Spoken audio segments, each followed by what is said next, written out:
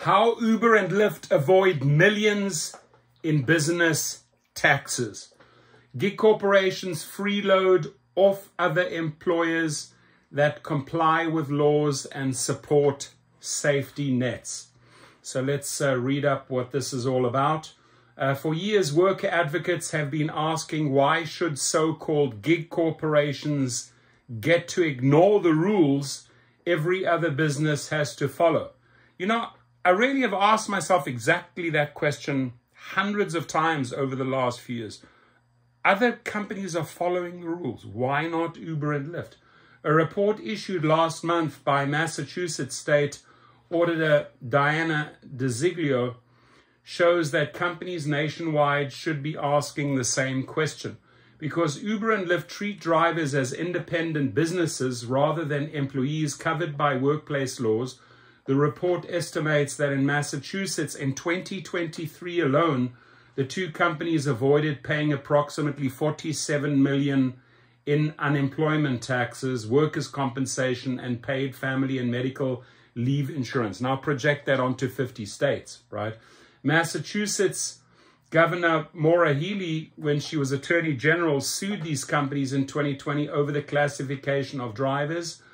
The trial in that case began last week. At first glance, it may seem as though other employers wouldn't have a horse in this race, but gig corporations like Uber and Lyft freeload off of payments that other employers make to comply with laws and support safety nets.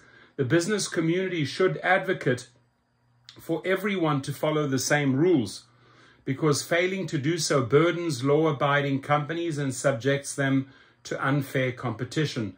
Unemployment insurance programs provide a great example of how gig corporations take advantage of law-abiding employers. These programs are funded through employer taxes, which go into a trust fund used to pay benefits. In dire situations like the COVID-19 pandemic and 2018 financial crisis, states borrow money from the federal government, which can lead to higher employer tax rates because the state must pay interest on the loan. Accordingly, when some businesses don't pay unemployment insurance taxes, it can lead to higher tax rates for other employers.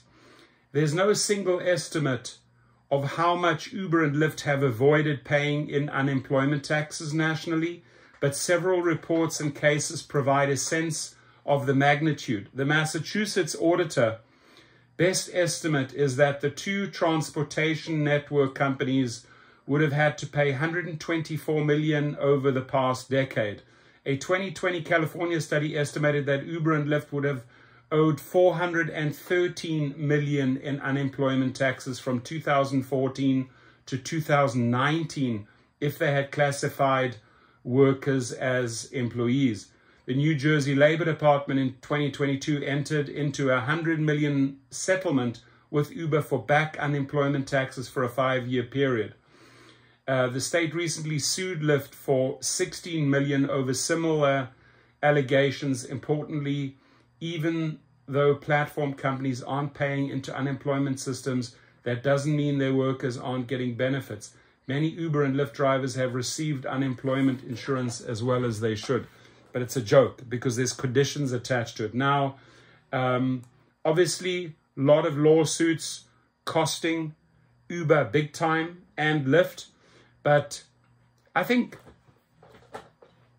never really paying taxes on profits because you have offshore companies, you have registered offshore businesses, I think that's even worse. So if you project that onto 50 states and all the other countries that they operate, that they're not paying into the system, I mean, they're shafting us for billions and billions of dollars. End of story. The state as well as the workers, us drivers.